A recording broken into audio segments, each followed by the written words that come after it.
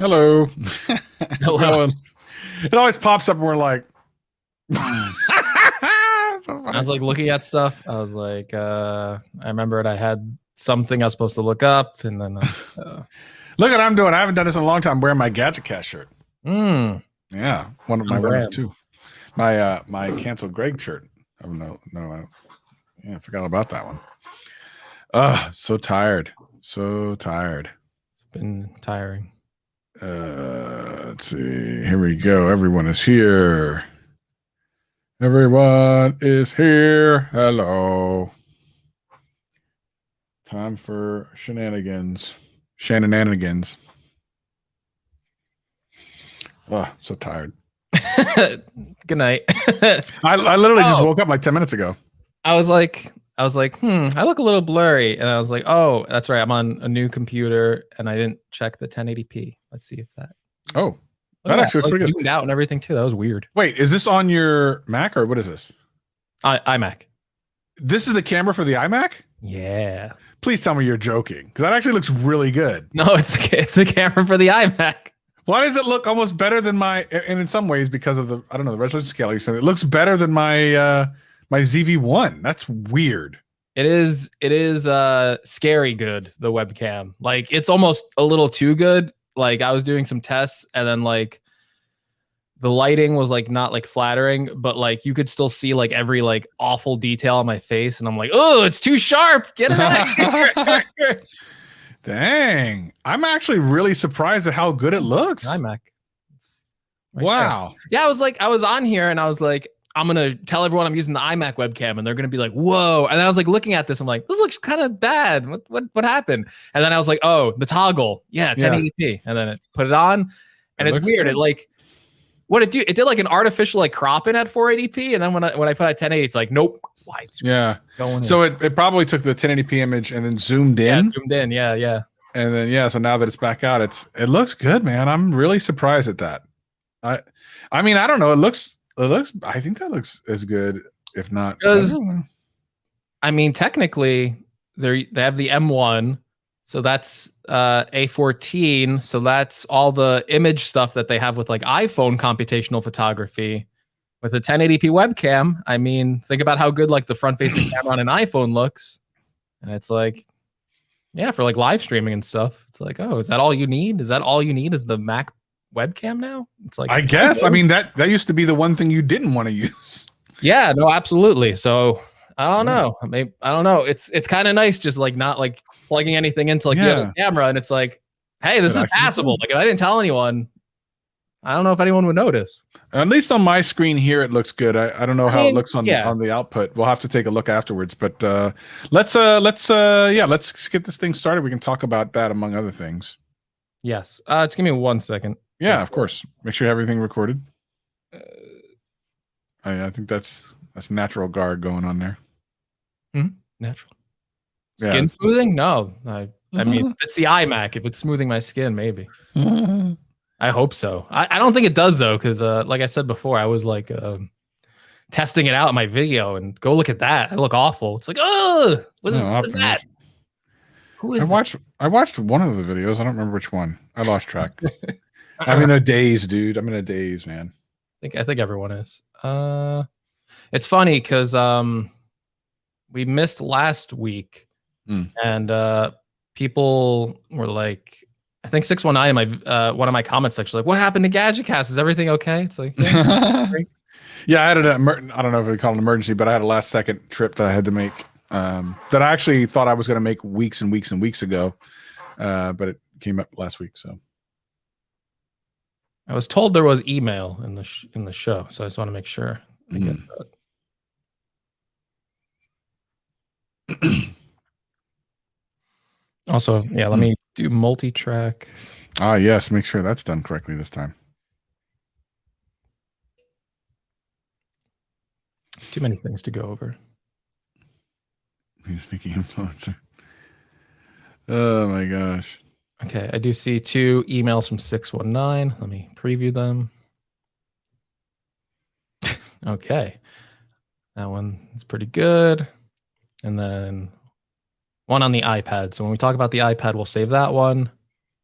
I could probably, I'll do the other one at the end of the show. So, Right. So, okay. Sounds good. I think that's wait, hold on.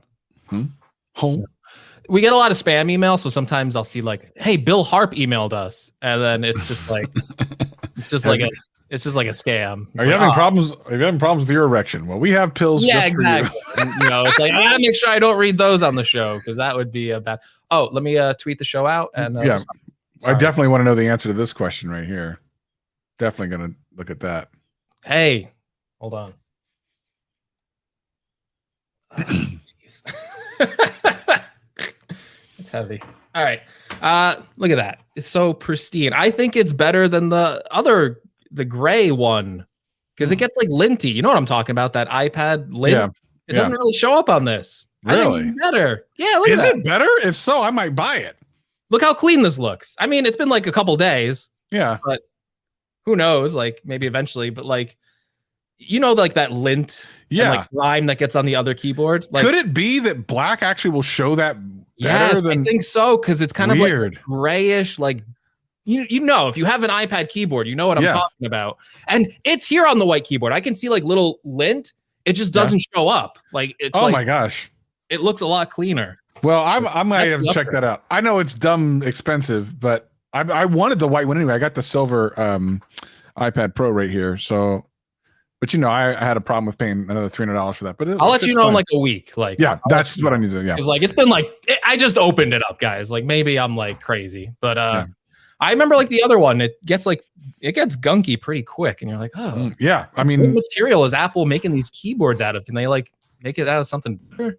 It's terrible. All right, well, let's get this. You about ready? I was like, tell me before. It's like I gotta go quick, and it's like I'm taking forever. M1 iMacs, iPads Pro. This was one week where Travis and I didn't even go like, "Hey, what do you want to talk about on the show?" So yeah, it's pretty obvious. It's pretty obvious. Yeah. Let's talk about the Pixel 6. All right. All right. I'm ready. All right. In 3, 2, 1, record. Discovery's 4 computers now have primary control of critical vehicle functions. 3, 2, 1, 0, 0.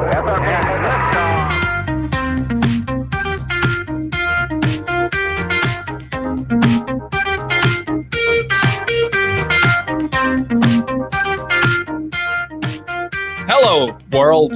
Welcome to another exciting episode of the Gadget Cast. My name is Gregory McFadden, joined always with my co-host Travis MCP. Space travel. What's going on, everybody? Back to talk about all the M1 stuff. It's an M1 powered episode, I think. I don't know what else we would even talk about. There's just so much to talk about in the M1 world. Yes. I mean, I think I literally named one of the episodes powered by M1 when I think that was that the super show where we talked about all the M1 stuff. I think I named an episode that. Yeah. And, yeah. Hey, definitely that. We got M1 iMacs, M1 iPad Pros. That shipped Friday? Travis, you got the iPad Pro. I got the iMac and the iPad Pro because I got to get all that stuff apparently. So yeah, I think the whole show is probably going to be dedicated talking about these two products. Did you get a new Apple TV? No, right? No, I didn't see the point. Interestingly, in talking to Andrew Edwards on Friday Night Vibe, he said his was slow. His 4K Apple TV was kind of slow in the interface, and mine just isn't. Right. So I just didn't see any point. There really wasn't anything that it's going to do that I really feel like I need. It's probably, of all the things that's been upgraded, if you already have the existing version, one of the least needed upgrades of everything. Like you could kind of argue for almost everything else, except for I just don't even see the point of that. Unless you don't have a 4K Apple TV. Yeah, I know some people just got like the remote and stuff like that because the old remote was like such a bother to them. I don't even know if I would do that because like at that point it's like that's so expensive. You might as well just get the TV then. I ordered one. I don't know. Like I still like my enthusiasm on it is pretty low because I didn't even open it yet. So that's how you can tell it's like it really is not really an upgrade. I did want to try the new remote out. But I do agree with Andrew Edwards on one thing. I was there too on that live show, and it's not necessarily the sluggishness in the interface. It's like you'll change like video like resolution or something like that, or like it'll do like that automatic switching yeah. the Apple TV can do, and there's like a little bit of like a stutter that, again, first world problem kind of thing. But Andrew Edwards said that was like completely gone in this new one, and I was kind of like, "Oh, it is." Like, okay, I'll be happy if that's the case. But I do like the Apple TV. It's how I watch like most of my content. So the last one was released in like 2017. If I get like 5% of a better experience, honestly, as kind of sad as it sounds, I think it would be worth it to me just because I do use it a ton. And if it can give me better picture quality on like an OLED TV, I don't even know if it can, but whatever. I'm all for that. Yeah. Listen, for anyone who doesn't have a 4K Apple TV, it's still one of the best streaming devices out there. Of course, a lot of smart TVs have the apps you need, but having the ecosystem with AirPlay and stuff like that is kind of hard to beat. So I still use my Apple TV 4K as my streaming device of choice. So worth checking out if you don't have one. So we both put out videos the past couple of days. I got another video or two that have to come out pretty soon. I put out the one about the iPad Pro. You've done, of course, both. I know a lot of people were interested in what I thought about the iPad Pro, since I use it as like, it's not just something that I review. I actually use it to edit all the videos on my channel. And so it's interesting. So if we look at all the devices, so one of the big improvements for the Apple TV was the remote. However, for me, it's irrelevant because I use a Logitech Harmony universal remote, so it's irrelevant to me. Like I saw there's no difference there for me. The iPad Pro, we were looking at a couple of things, and when we talk about the iPad Pro right now, we're talking about the 12.9 inch mainly because, well, that's the one with the mini LED, number one. Normally we could talk across both of them, but that is kind of the big difference between the 12.9 and 11. Of course, the new Thunderbolt and all the other things. Now, and the M1, of course, of all the things, people like M1 in an iPad. To reiterate, the M1 is an A14X. It was always going to be in an iPad. It's more surprising that it's in desktops and laptops than it is to be in the iPad. So it's a naming convention, but it's a powerful processor. So there's nothing to say anything bad about that. So for me, in the video that I released, and I'll be doing more kind of comparison-ish things coming up here in the next couple of days, but I will say that this is a rough one for me, because right now it is still the best tablet that exists. I don't think anyone can really argue that. Of course, there'll be some people that say, oh, the Samsung tablet, you don't have the amount of the apps that an iPad does. Just forget about it. You don't. Let's just be honest. It is the best tablet there is. Having said that, I call it an incremental upgrade from 2020/2018 iPad Pro, which says a lot. It says how good those other iPad Pros are. I think if WWDC, and I hate to leverage this, but this is really where we're at. If WWDC allows the full power of these new M1 / the RAM allocation in these iPad Pros to be used with professional level apps, then you can say it's worth getting if you're going to use those apps. I think a lot of people listening to this podcast, whether it be an audio or video, if you wanted an iPad Pro, you could go with the 2020 or 2018 and not really miss out on much of anything. If you just need a tablet, an iPad of some sort, the base level iPad or the Air are excellent and will do 90% of things, maybe 95% of the things that you would do on a Pro, unless you're using the Pro for like actual content creation.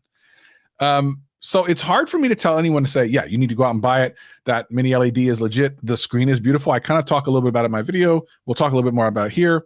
But Greg, in your experience so far with it, do you feel the same or do you feel slightly different? Because I know everyone has their own kind of thoughts on this. No, yeah, I think I feel the same. Listen, it's a good problem to have, I guess. Like, it's no knock on the product. If you don't own an iPad today, if yours broke, or if you really have like an older model, someone in my video said, I'm upgrading from a 10.5 inch iPad Pro. Is this going to be a big upgrade? And it's like, well, Yeah, it probably will be a big upgrade because it has the new design. You still didn't experience that yet. It has mini LED, has M1. So you get a lot of upgrades thrown in at once. But, iPad kind of follows like the iPhone cycle or any of these like premium phones where it's like, do you really need a new one every single time they release? And the answer for most people is no. So if you're still on a 2018 iPad Pro, the upgrade, it's not necessary, at least at this point. There's some interesting things that this iPad Pro does better. The mini LED display, I would say, is probably the hallmark feature of the 12.9 inch. It's definitely noticeable, especially when you are watching movies that are in HDR, just better black levels and stuff like that. If you're like a display nerd, it actually is a really impressive display. So I do appreciate that about the 12.9 inch iPad Pro. But I watched your video where you're kind of like, you can see like the black level difference, but like on most content, like what you use an iPad for, like if you're like browsing the web, if you're on Twitter, do you really notice that increase in the contrast ratio or the screen brightness and all this other good stuff that mini LED has? And it's kind of no, because you said it great. Like, hey, the iPads already had really good LCD displays. It was kind of like the iPhone 11 and the iPhone Pro. Like one had OLED and one had LCD. And it's like, well, like, yeah, the OLED's better, but hey, for most people, I think, they're just going to be like, oh, these both look fine. And that's even more, on the iPad Pro where it has ProMotion and all this stuff. It's kind of hard to throw in like these wow features. So I so far agree with your assessment. I'd actually, I'd be interested to know though, because there is one thing I noticed about my iPad Pro that I really do like. Now, listen, I ordered the 1 terabyte version, which does come with the 16 gigabytes of memory, because I was like, 16 gigs of memory on an iPad. What is the point of this? Why is this here? And I agree with you. I think WWDC, I think we'll see more to take advantage of this. That's a couple weeks away, right? So maybe there's a better story to be told here once that happens. But for now, with current iPadOS, is there really any advantage to 16 gigabytes of memory? And in one weird, strange way, and I'd like to, because you have the 8 gigabyte version, I wonder if you've noticed this on yours, because the old ones had 6 gigabytes, so 8 gigabytes is still a pretty good increase. It's a 33% increase in available memory. But I got to tell you, Travis, I think like I can go back to like the first app on my iPad, and it's still like in memory. Like it did not wipe. And that is something that on like the older iPad Pro, I would definitely have instances where like, oh, I wanted to open YouTube up again. Oh, it has to refresh. Not a huge deal. Like the iPad's fast, it loads up YouTube. But like I'd be like on like the same YouTube video I was on like a day ago and like ready to hit play again. So do you experience that in the 8 gigabyte version? Well, so the weird thing is a couple things. Number one, Renee Ritchie kind of talked about this somewhere, I think on Twitter, where he says it will still get jettisoned because I think he said something about iPadOS doesn't still use the extensive amount of RAM correctly or so. I can't remember. I don't want to misquote him. If he's listening, a lot of times he's listening into the live stream. I'd love to hear his correction. But for me, what I have noticed, I haven't noticed that because I typically am only between a couple of apps on my Pro. I literally only use my Pro to edit videos, which right there is a lot of RAM. But what I will say is I still have, it's solved one issue and not solved another. I suspect the one issue is a LumaFusion bug where a lot of times I will be editing and then I have to multi-swipe out to get to do like a screenshot of something and then come back into it. And over the last update or so, it dies. Like the software just craps out. So I have to get rid of it. But one thing it actually has done. So by and large, anyone who didn't see, I exported the same exact video file in LumaFusion between the 2020 and the 2021 iPad Pro, and they were only 5 seconds apart, which is not a huge for the amount of processing power. You would think it would be a lot more, but it wasn't. So I was surprised by that. Having said that, I did notice that it does handle time on the timeline a little bit smoother on certain types of content. So if I have a 1080p 60, sometimes it would take a second for it to completely load up, and then but now it just it just works. It's like you load it to the timeline and it just works. So here you go. Here's Renee. He says, iOS has no concept of swap. So if you get memory pressure, it'll jettison the oldest app into RAM. So basically, I guess, no, so I guess he is saying then you could completely fill up and you have 16 gigs. You could go all day then. So there you go. Yeah. Jetsam. Having 12 gigs means there's way more room in memory for it'll jetsam. So that makes sense. So then, yeah, I guess what your experience is exactly what you will. That's one kind of cool new thing. Then is that you're actually going to fit more stuff without having to lose it. I have like a ton of apps open, and it's like, let's see. Count the app stuff. Let's start from the beginning and try them up live here on GadgetCast. 1, 2, 3, 4, 5, 6, 7, 8, 9, 10, 11, 12, 13, 14, 15, 16, 17, 18, 19, 20, 21, 22, 23, 24, 25, 26, 27. And I don't know where Travis went. So I just loaded HBO, and that was like really old because I made a joke to watch the Snyder Cut, and that loaded instantly. So was that your oldest one? Yeah, that was like the oldest one. It was still in memory. This is a good test. This was a game I had open. Yeah, that loaded right up. That was a game. That should have been like. That's actually pretty impressive. Then that's actually impressive. Let's see. Apple News is pretty old. Hold on. See, right in memory still. That's pretty impressive. Listen. That's pretty impressive. And I hadn't really considered that. Very interesting.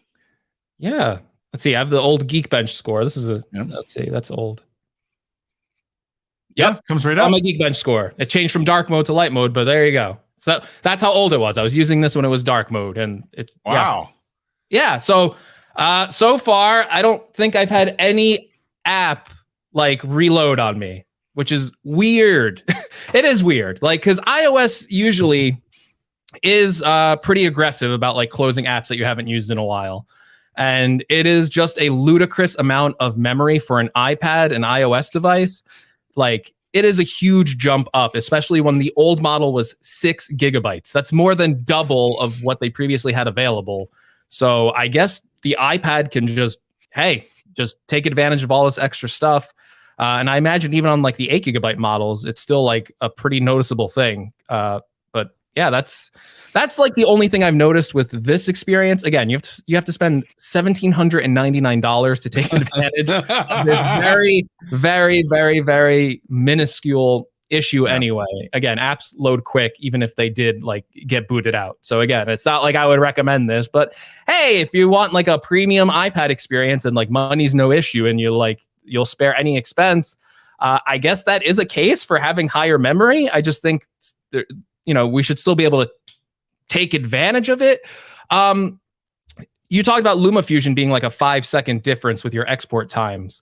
Yeah. In my test, I did a gaming test, and this was something I was disappointed by. M1 graphically from the A12Z is a pretty big jump, I think. Mm-hmm. So I thought like I could go into like Call of Duty Mobile, and I think on the last iPad Pro, I could either do the highest frame rate or the highest graphics. And it would, if you put on highest frame rate, it would disable highest graphics. So I thought on the M1, I'd be like, ooh, I can go in and do both. And it still couldn't do it. So it'd be like, oh, you check highest frame rate and it would lower your graphics settings. Huh. I wonder if maybe like LumaFusion and Call of Duty Mobile just have to maybe release a patch to kind of optimize it for the new iPad Pro. Maybe. And, if this was like Apple's own apps, right? Like Final Cut, it would be optimized day one to take advantage of all like this processor speed and stuff like that. And I would think iOS apps, because traditionally there's only like one processor upgrade at a time. Mm-hmm. I think it's a lot more controlled than even something like the Mac would be, where a lot of programs will take into account that there's multiple processors that can run this app and how to like speed that up. So I wonder if maybe you'll see even bigger improvements in an app like LumaFusion once they get up to date and properly optimized for M1. Just like I suspect that some of these games I'm playing, I imagine maybe a patch would be able to take better advantage of the graphics capabilities in this thing. Yeah, so there's a couple of sides of that. And Renee, I love that Renee and Gary from Everyday Dad are both in the chat. But here's the thing, and I believe that I got that message a lot in my comment section of the last video. They were like, well, maybe it needs to be upgraded. Now, two things. Number one, there is an upgraded version of LumaFusion coming out. We don't know that it has anything to do with M1, but it has like multi-stream and a bunch of other really cool features that are coming out. So if there is an optimization to be had, it should be in that update.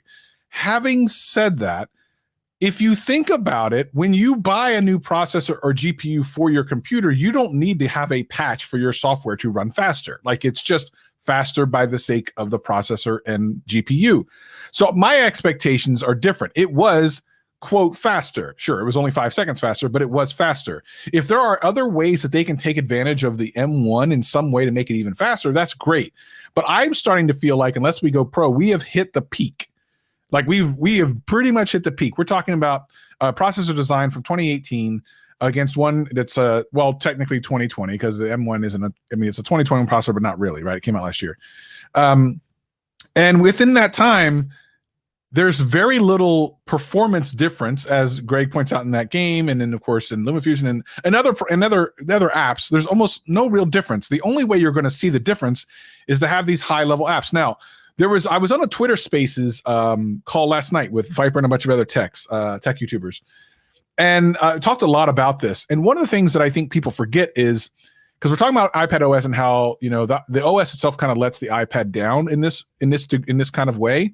But we have to remember, the iPad started out as a consumer level device. Like, the iPad was an iPad. It wasn't an iPad Pro. They came out with an iPad Pro later, and then the iPad Pro, the iPadOS came out, which was kind of a slice off of iOS. It's kind of this newer, slightly more functional version of iOS. And the thing that's really important that I think a lot of people are forgetting is that's kind of still a new thing. It was the first time that they sliced it off and tried to get some extra performance out of it for the people who need that extra kind of abilities on the iPad, which they are acknowledging. This better iOS 15, iPadOS 50, whatever the heck, needs to be that next step, because we've waited 2020. 2020, I get it, a bunch of COVID craziness, but it's time. We got the hardware's waiting for it. The software is necessary to take it to the next level. There's nothing else right now to push this hardware further that needs to. I mean, the iPad is almost a $2,000 tablet. If you can't start making money with this thing, what are we doing? What are we doing? It's ridiculous. I need the software to back it up. Yeah, so Renee says LumaFusion should be 30% faster on M1 just off the core speed of difference. I agree with you, Renee. I was shocked. Now, by the way, I heard someone said that the MKBHD in his video did something like an hour video, and he had like a 5-minute difference. But two things. Number one, it was an hour video, and his was 1080p. I did 4K I didn't even use any LUTs or anything, so maybe that'll make a difference. But it was 4K, 10-minute video, exact same edits on both. Start them at the same time, 5-second difference. Yeah, I was just going to bring this up too, because listen, not to knock Travis, not to knock myself, but I'm going to knock us both, I guess. We do like 4K footage, but I would think that both of us would be like the first to admit, like, our videos probably aren't that complex in the grand scheme of things. So maybe if you are using custom LUTs, different graphic overlays, multiple streams of 4Ks, multi-camera angle, stuff like that, hey, maybe you'll see like a huge difference and you'll be like, what are these guys talking about? But in a way, maybe we cover the wider consumer base who would probably be doing similar things that we're doing, and not necessarily making like a big budget Hollywood movie on an iPad, which, you know, who knows if you could do that, especially with a lot of the limitations of iPadOS and even the apps for it. But yeah, there are users though, and I think you're talking about like who can make money off an iPad. I think Cole Weathers in the chat kind of summed it up pretty well. I think iPad Pro right now, as it stands, is probably the ultimate device for like artists. And I know a couple artists who use iPads, and he's saying he could use Procreate, which is a drawing program on the iPad, and he says, give me all 16 gigabytes for those layers. And I know artists who can take the iPad Pro and they can max that thing out, and they can get that app to crash because they put like too much stuff on it. So maybe for them, like, hey, 8 or 16 gigabytes, it's like, okay, we can use it for that. But I do think that it needs to be, more optimized for everyday use for those specifications too. Because while it's great for drawing. And I really do think that's where the iPad at a pro level, you can be like a pro artist, be like, I use the iPad, and you'd be like, oh, that makes a ton of sense.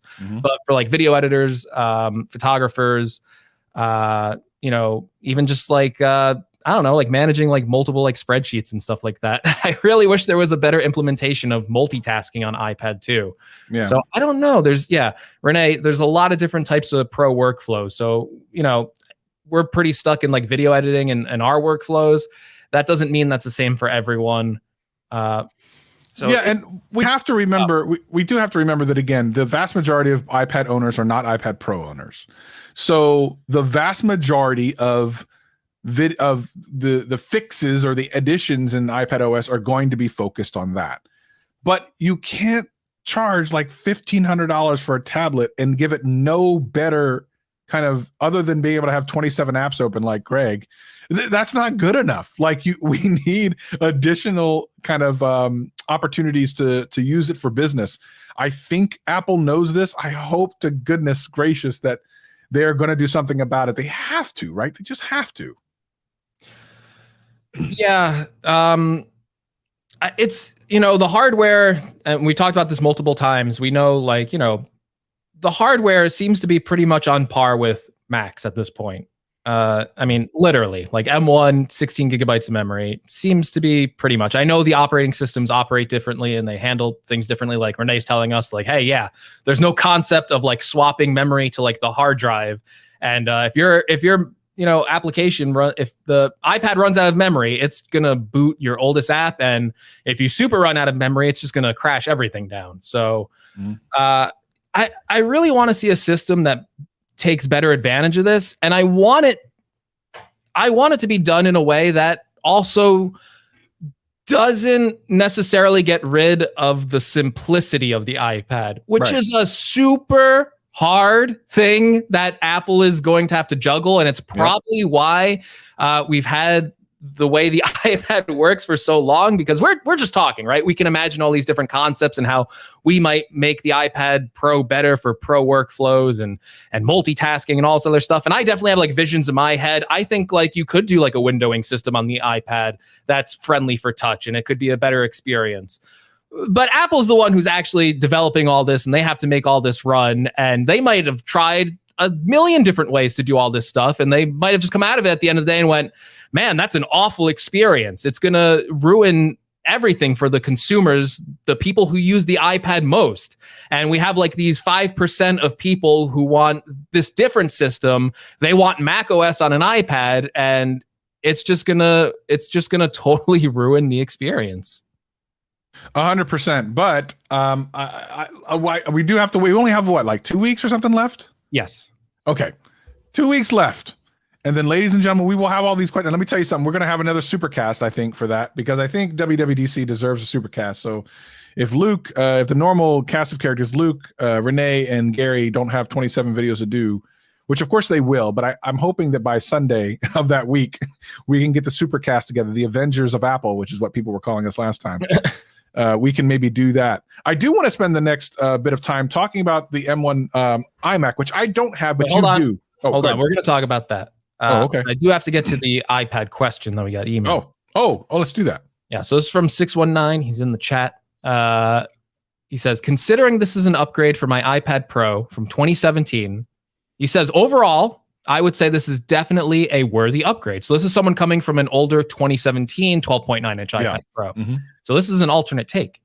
After a quick check of the tablet, the performance is definitely fast and phenomenal. The new mini LED display was my biggest curiosity, though, and it definitely didn't disappoint. It feels almost identical to the OLED on my iPhone. If I'm being picky, I watch food and mukbang channels, and the food looks so beautiful on the display. Hey, you should have said I watch your videos, and it looks so. That's right. No, you don't. I wouldn't be surprised if Apple may consider replacing OLED with this new mini LED. However, not all digital content games utilize XDR, and if things go from stunning display to just minor improvements, so I'm hoping in the near future if we see more of this display. My only complaint with this iPad, to be honest, is the size. He's so accustomed to the 9.7 or 10.5-inch iPad that it feels so different. Simple things like touchscreen keyboard look different. It's like learning a new language. If Apple had mini LED on the 11-inch, I'd rather get that. And I'm curious if over time the battery drain will be faster on the new display, kind of like when the iPhone XS had a weaker battery compared to the XR due to the display. Time will tell, but overall, he is happy with the new iPad. Yeah, and rightfully so. Listen, the one thing I will say is that came up in that Twitter Spaces last night are a lot of the people that have the 2017 version of the iPad Pro. I would say, yeah, it's worth it for those people. Either if you don't have one, or if you have an iPad Pro that's like the 2017 or whatever, okay, fair. Like, you're going to see the difference. You're going to love the difference. It's going to be great. You will have no complaints other than maybe the price. If you get the 11-inch, then you're good. I keep talking about the 12.9 because it is the one that actually has the display, which means you do have to pay more. So, yeah. Going into this too, just before we move on to iMac, because I do want to talk about this too. Going into this, I was kind of wondering, like, when I make this review, would I say like avoid the 11-inch because it doesn't have mini LED? And I thought before getting it that I would probably definitely say that. However, I don't think I would now that I have it. I think that the standard display is still like really good. Like, we talked about the benefits. I like the display. Don't get me wrong. If you're getting the 12.9, you're in for a treat. But I don't think like if you like the smaller iPad, you should be like, oh, I need the bigger one because it has mini LED. Do you agree with that? Yeah, I get. The thing is, like, for the 11-inch, there's less issues. There's less differences now. You know what I mean? Like, the RAM isn't. I mean, I guess you get a little bit more RAM, but you don't have as big of a yeah. I don't know. There's just not enough differences for me. Well, I think we're both in agreement that if you have like a 2018 iPad Pro and it's still like working fine for you, like, who knows? Maybe it's not working fine for you. But if it's working fine for you, I'm pretty sure me and you would both say do not upgrade at this point. But like, let's say like someone has like a 2016 or a 2017 and they like the smaller size. Would you recommend going for the smaller size, or would you be like, you have to get mini LED, or would you be like, wait until next year because mini LED will probably be on the smaller one next year? Yeah. I mean, I just feel like there's okay, coming from which one again? Coming from, like, say you're like 619, you got a 2017 iPad Pro and you like the smaller size and you're like, I really want that mini LED display, but I like the smaller size. Yeah, I would actually wait because I figure you might as well just knock it out of the park altogether. Like, just really get, because then you're going to next year and be like, oh crap, I wish I had that display. Normally I don't go for the, well, you have to wait till next year. But at this point, like, they're literally showing you what you're probably going to get next year. So it seems to me that if you might as well just wait the one more year, just grin and bear it, get an iPad Air if you really want something that's kind of that, at least that form factor, and kind of get close to it. But at this point, if you have the 12.9, then just go straight into this year. If you don't, and you want to go to 11, personally, I say just wait one more year, personally. Yeah, I don't know. I think I might recommend the other one still, because again, I think in day-to-day use, it's not like a huge difference. If you watch like a lot of movies on your iPad, though, that's where I'd be like, all right, you should probably wait for the new display. But I just wanted to ask you in particular, because Travis is like a display guy, and he's the one who's like, Greg, you got to get an OLED. What are you doing without an OLED TV? What are you, crazy? And it's like, all right. So true. I trust Travis's opinion more than I trust my own on like a display thing. And he says, you got to wait for that mini LED. It is good. Like the thing with this iPad is like, hey, can you take these displays and put those on the Mac now? Because I don't know if we'd ever see OLED on a Mac, but mini LED is good. Like, that's good enough. And there's so many benefits that you don't have to worry about with like a mini LED, where maybe with OLED you might, especially on a computer with more static images for like burn-in and stuff like that. Like on TV, I think it's fine. They have a lot of mitigation efforts. But like a desktop's different. Like, you always have like a dock open or something like that. I wonder, like, long term, if mini LED and even 619 was saying, you know, maybe Apple put mini LED into more of their products. I think for like these bigger products, I think they're probably going to do mini LED because it looks pretty close to OLED and it gets really bright. Like, OLED displays, especially on bigger ones, don't get as bright as they do on phone displays. Right. So I think for Apple, they wouldn't want to make that trade-off. I think for most of their product line, don't expect OLED displays. Expect mini LED on like the Macs and stuff. And I'm all in What- favor of that. One last thing before we go into iMac area. I saw someone posted, they said they just ran a 2018 versus 2021 iPad Pro on LumaFusion Beta 1, which I don't have a Beta 1. I don't know if that has anything to do with it.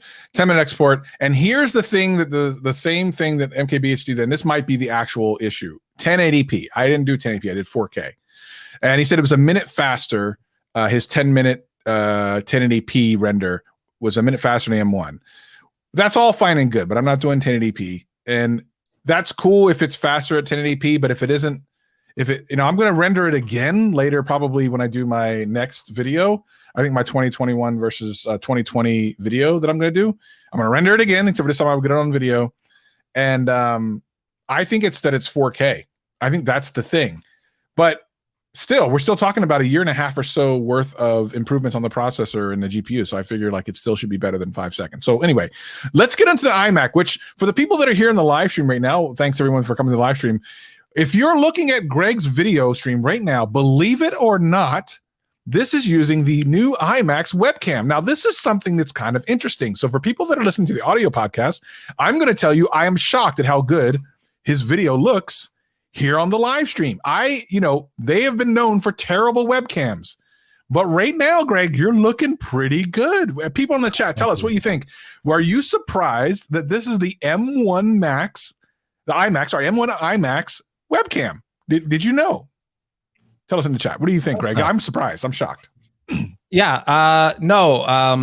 I was so certain that the iMac webcam. Oh, I look 10 years younger. I'm replacing my main camera. I'm just setting up an iMac. I'm doing all my videos like that. Heck yeah.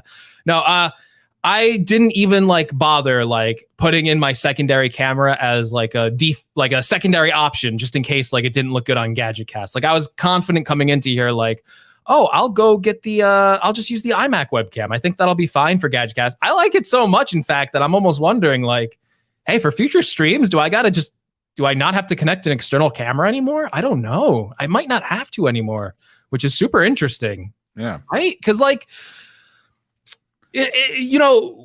video conferencing and all this stuff, how big of a deal did that become because of the pandemic? 100%. Everyone all of a sudden, go back to older GadgetCast episodes, go to the archive and, go look around when this first started happening. And Travis and I are hey man, it's hard to get a Logitech webcam. You go on eBay, they're selling a used one for $200. What is going on here? Mm-hmm. Is there a shortage of webcams? You could not buy a webcam at some point. I don't even know if that ever cleared up. I assume it did.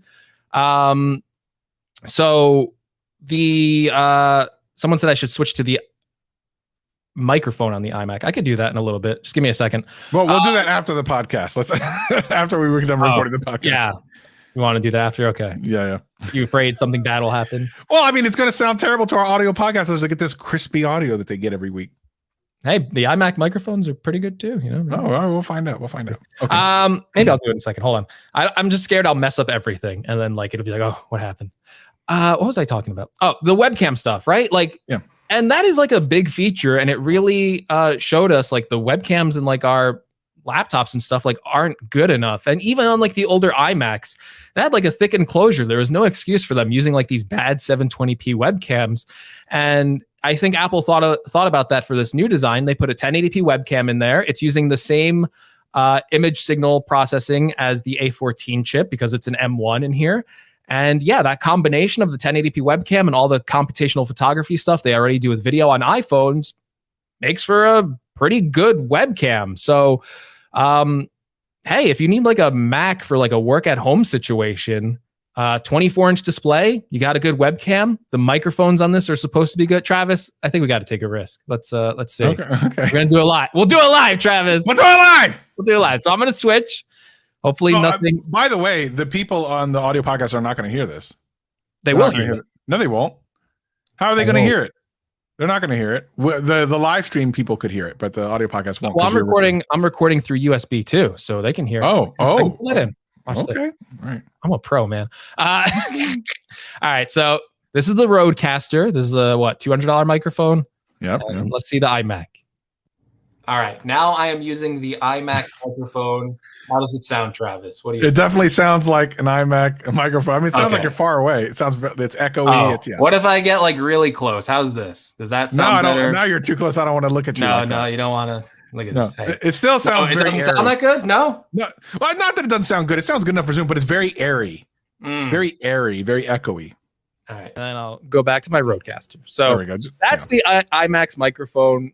I did a test where I recorded video on it. I don't know. I thought they sounded good for what they were. Like, hey, if you're on like a Zoom call, I don't think people would care. Sounds like you're in a bathroom. Sounds like maybe these aren't as good as I think. I got to go back and listen.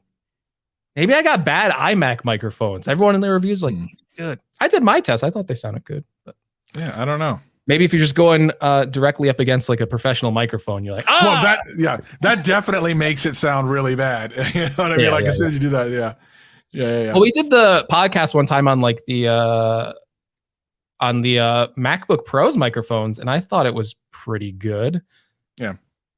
Yeah, listen, on a Zoom call or something, it's going to be as good or better than anyone else in there. You know what I mean? Like, very few people have Zoom calls like that. Of course, I use this for Zoom, but yeah, most people don't have anything that even sounds that good. So yeah, no, listen, at the end of the day, it's a great combination. The video camera is finally good.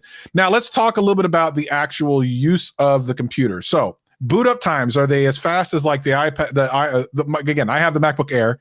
It boots up very fast. How's the boot up? You only have 8 gigs of RAM. Are you coming into problems like that? I mean, tell us about the usability of this beautiful looking computer. Let's be honest. Oh, you call it beautiful. Some people don't call it beautiful, but they're ridiculous. Those colors are amazing. Did you see him in person yet? No. You got to go to an Apple store and like look at them because you might walk out with one. I think Tech Brand did that, and he like walked out like a blue iMac, and I was like, "What?" Hey, I say like if you're like a GadgetCast fan, I think you get like a purple iMac, and you're like, "I got the GadgetCast iMac," and then we'll like send you a logo. You know what we could do? We actually should do that. We should do for the first person that sends us a picture with their purple iMac with a GadgetCast sticker, like you make your own GadgetCast sticker. Maybe we send them one of the GadgetCast headphones that we still have left. One of the, like, that's an ultimate fan. If you get a purple iMac and you like make us a GadgetCast sticker, the logo is, if you just Google GadgetCast, I might send you one of the custom Soundcore headphones with the GadgetCast logo. That'd be dope. I think we could make like a sticker on Teespring. We could make one. I would be up for that because I actually want to see a purple one in person, which I will go see. But you know, listen, if you're a true GadgetCast fan, you should be getting a purple iMac anyway. But go ahead, keep talking about it. Yeah. So listen, I like the design a lot, by the way, if we're just talking about like the design. But hey, the easiest part of this review is that it's the same M1 that you know and love. So yeah, boot up times are fast, performance is fast, especially if you're comparing it to the old 21-inch iMac. Yeah, it's all the M1 goodness baked into this computer. So, I mean, if you've ever used an M1 machine before, you're basically getting the same thing. You can't spec this thing above what the other one is. It's identical. The only thing you can change is whether you get 8 gigabytes of memory or if you get 16 gigabytes of memory. And you can take advantage of 16 gigabytes of memory on a Mac, that's for sure. So, if you're doing like more higher end stuff, I'd probably recommend getting 16 gigabytes. If you're, light user, dabbling and stuff, 8 gigabytes probably be fine. But yeah, I think it's a really compelling package. Like that's the interesting thing. We have all these products with M1 now. We have a Mac Mini, MacBook Air, MacBook Pro, iMac. And it's like, all right, what is the decision-making process here for your next Mac? And it's an interesting one now. I think if you're the type of user that wants to buy, number one, you want a desktop, you want to buy it, you want everything included, and that's it. You want to plug it in, and you're good to go. You don't have to worry about getting another display. You don't have to worry about getting another keyboard. Hey, I think the iMac's great. The display in this, fantastic. It's one of the best displays I've ever seen in a computer. Really high quality stuff. The other options are like the Mac Mini. That is nothing, right? You get the Mac Mini, you got to get your own monitor. You got to get your own keyboard. Some people might like that. Some people might hate the Apple keyboard. Some people might have a monitor they already love that they spent like $1,000 on. So then the Mac Mini's for you. You'll end up saving money if you already have those components. And then there's the portable options. If you want something simple, MacBook Air. If you want a little bit more power, MacBook Pro. So I think the options might sound like confusing at first, but I think ultimately it's a pretty simple decision at this point. Just form factor. What form factor do you like the most?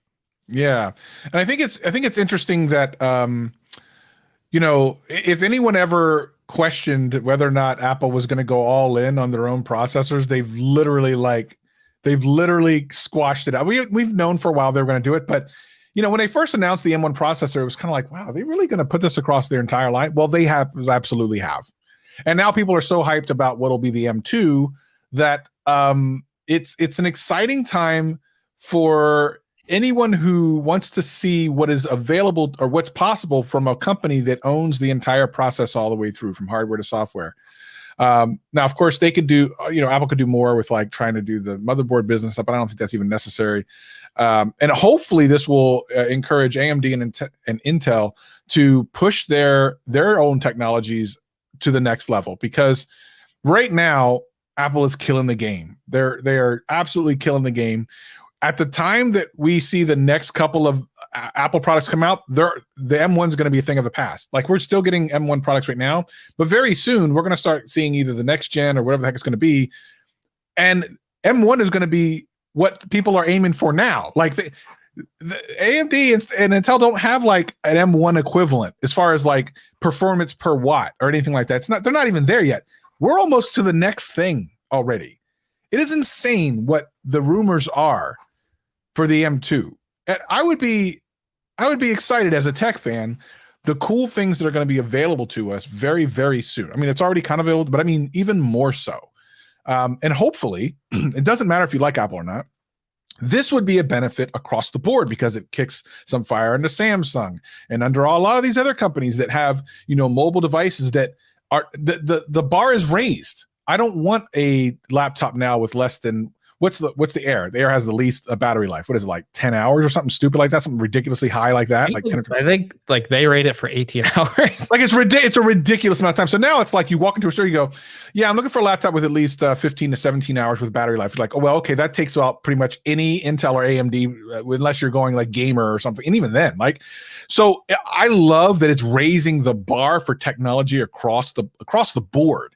I think some people are just upset because either they don't like Apple and it's kind of frustrating to them to not have that technology over on whatever side they are, but it doesn't mean it won't happen. It's the right thing. Someone had to do it in order for the rest of the industry to raise their game. We've seen this multiple times in multiple industries. It's a good thing across the board. By the way, in case you don't know, Amazon used to only sell books. That was it. That's all they sold.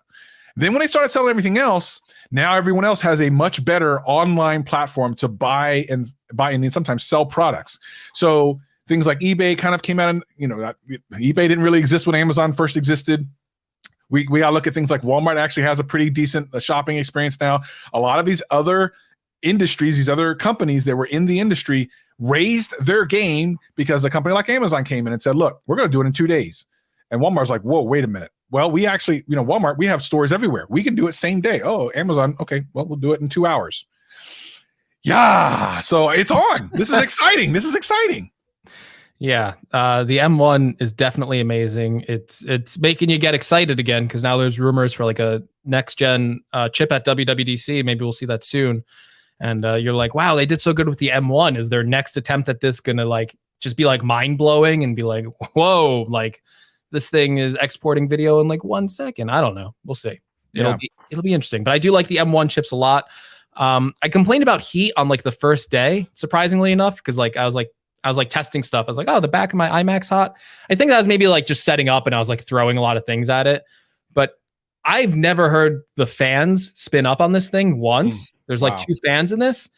And I was like worried. I'm like, I think my Mac is broken because it was like hot the first day. I'm like, maybe. And I'm like, yeah, if the M1 didn't have, like, if the fans were broken, well, it's not like the chip would like shut down and like overheat because like they make computers without it. So I'm like, maybe my fans are broken. Oh no. So I had to download like a program to like turn the fans on automatically.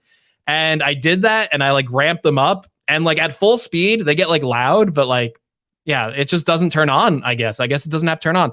Like it was worrying because I did like, my last video was like 16 minutes and I like exported it and like nothing, not a peep. Like it was quiet. And I was like, wow. So quiet design. And someone in my video made fun of me. He's like, he said it's a quiet design. I'm like, yeah, like that's kind of important for some people. Like you don't want a loud thing, like just making a bunch of noise. And I think that's really great about like the M1s. Like they don't take that much energy to run. So to cool them off compared to like an Intel or an AMD chip, it doesn't require like the fan like blowing all the time. Yeah, there's this other thing about they're only having one fan in the base level versus the two, which by the way, what's the higher end model besides more RAM and more storage? It's not like the processor has an extra GPU, right? It's all, or does it? For what? For the iMacs. So the iMacs are like the MacBook Air. If you get the lowest end one, there's one GPU that's disabled. And then if you get any of the other ones, there's another one. And I heard someone say the entry-level iMac has one fan in it, and then the other ones has two fans. So yeah, that's what we were just saying. Yeah, is that like legitimate or not? And I mean, that seems kind of weird that they would think that they need to add a second one just because they've turned on one more GPU core. I don't know. It's a weird one. Yeah. And Everyday Dad says, I can't tolerate loud fans anymore. I feel bad when Windows computers get in my office anymore. And that's the thing. Apple has spoiled us now. Oh, completely. I should ask Gary, because he said he heard the fan on his iMac spin up like more than like his Mac Mini, which is complete opposite of my experience. Not the Mac Mini never did either, but I haven't heard on this one. Gary, do you have the entry-level model or like the mid-tier? Because I wonder if maybe like the one fan has to like work harder, and that's why he's hearing it more often. And then like the two fan model, it's like, it doesn't matter. Like it's blowing air more efficiently, so you don't hear it. I mean, that could definitely be it. Right? Yeah. It is weird though. Like, first of all, how did someone figure that out? Was it like in a teardown or something? Is that how someone figured out there was two fans? Maybe. I mean, like I downloaded like a fan controller and it tells me like fan 1, fan 2. So that's probably what someone did. I'm sure there's like a iFixit teardown, and it's like, okay. Yeah, Luke has one of each. So we should ask him too. I technically have one of each too. So I should do you have one of each? What do you mean? Yeah, I have the base model too. Oh, you bought a second one. That's right. I forgot about that. Are they same colors or are they different colors? One's green, one's blue. I have the blue. Oh, you got two cool colors. Oh, that's dope. All right. Why didn't you get the purple one? It's the mid-tier. Apple is letting me borrow. Mid-tier. Mid-tier. Okay, so same thing. No, the I think I would have got purple, but I wanted to get an entry-level one. And you can't get purple on the entry level. And then the main one I wanted, I did want it like in blue because I like spec'd it out. So I wanted that in blue. So I was like, tough choice. So are you gonna do what I said and make one of them a kitchen iMac? We'll see. We're gonna have some fun after GadgetCast recording some videos. So my God. I noticed Justine, friend of the show, I can say that. That's kind of cool, right? She put like the iMac in the kitchen, and I was like, she did it. Yeah, let's go. The iMac. Let's do it. She wasn't afraid. Gary's silver. It's funny because Gary got the silver one, and it's like one of the most plain colors. I'm sure it looks good, but we have to give him a hard time because it's like the most boring color out of all of them. Like, Gary, come on. Doug Dennis, you might want to check out ETA Prime. I think he's done some videos on that sort of thing. I did want to get to some questions that someone asked in the chat. Hold on. Let's do that real quick. Let me go back. Kevin Wolf said, what about the M1 iMac for audio work? Is it good? That's one of my shortcomings. Honestly, I edit the podcast. I actually made the GadgetCast intro using like Logic. Like I do audio work, but I'm not like complex with it. I'll edit the podcast. I make like a very simple track using loops, honestly. I heard from Jason from Painfully Honest Tech that the M1 Macs are not good for audio. There's like a lot of like plugins and things that you hook up that don't necessarily work right now. I don't know if that's still the case. The M1's been out for a while now. Maybe more stuff's been optimized. So I would try and look that stuff up if you can on Google with specific programs and see if other people have had issues with it. And then he says, what spec would I recommend? If you're working with audio, I think I'd probably just say get the 16 gigabyte. I don't think it really matters if you get the one GPU or other GPU core enabled for music. I think you're fine. Yeah. So, and he says the podcast is the best one for tech. So I got to agree with that. Yeah. Do we have any other questions about anything before we head out? Do you have anything, an email or anything, or voicemail? We did have one more mail that I have to read at the end of the show, but I want to say some other things about the iMac real quick. Okay, go ahead.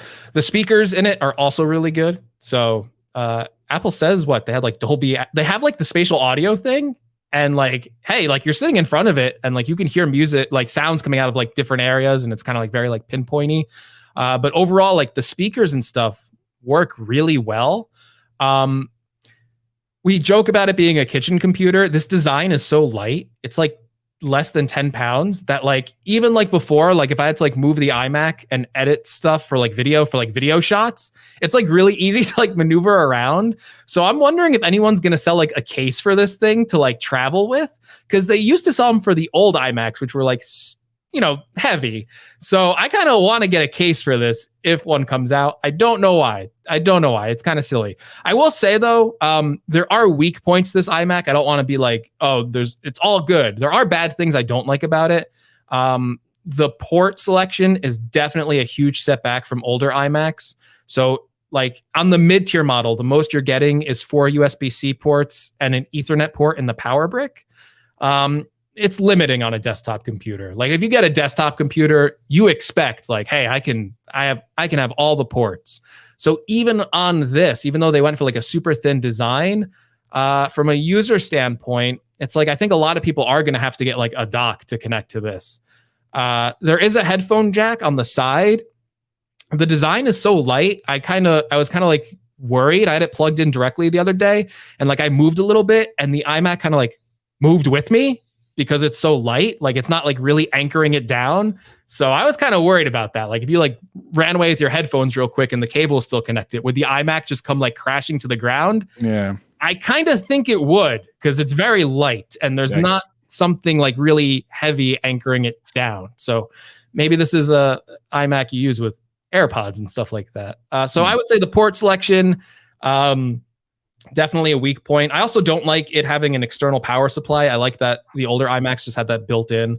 So there's things I don't like about the design, but overall, I think it's a really good computer. I think like for like $1,300 as like, hey, you want to get this as like a workstation and you're going to do like a bunch of cool stuff on it, I think it's worth it. I think it's a great product.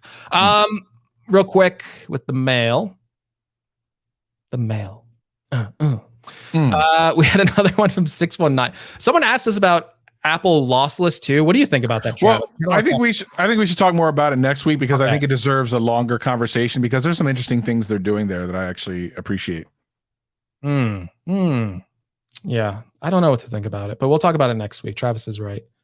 There we go. Sorry. Okay. Here's one from 619 again, another email question. For a while, myself and others wondered, how do you afford all these tech gadgets? You even got a $1,000 Apple stand without the monitor. But I have a theory. You and your family own the construction company to build that American Dream Mall in New Jersey. All of those decades of delays, not opening until 2019 and still not finished, but still getting paid. Greg is the Illuminati confirmed. Ooh, that's a big accusation against me. It is interesting that I literally had a question like this, Travis, at church last week. Someone from church recognized me, and they were like, "What do you do with all those stuff? How do you get all that stuff?" I'm like, "God, what a weird." And then here's the question, very similarly.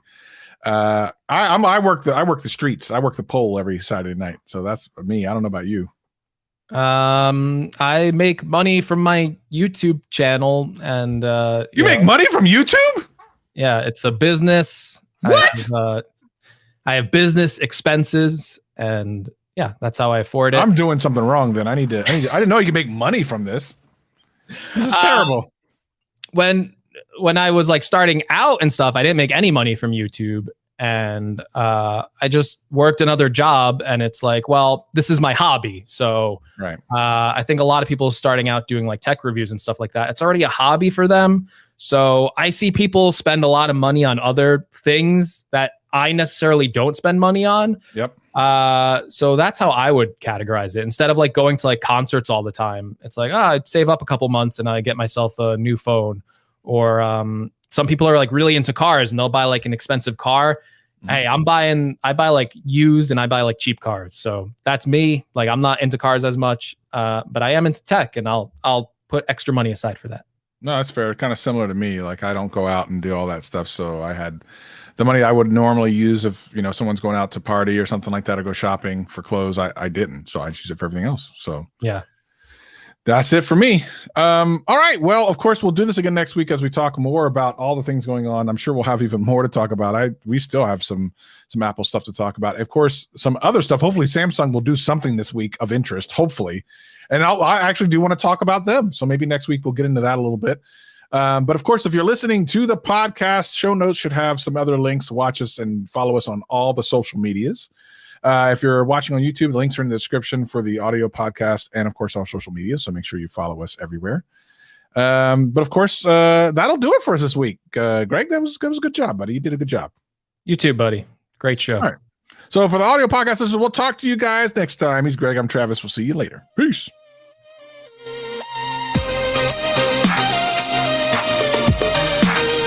Good conversation.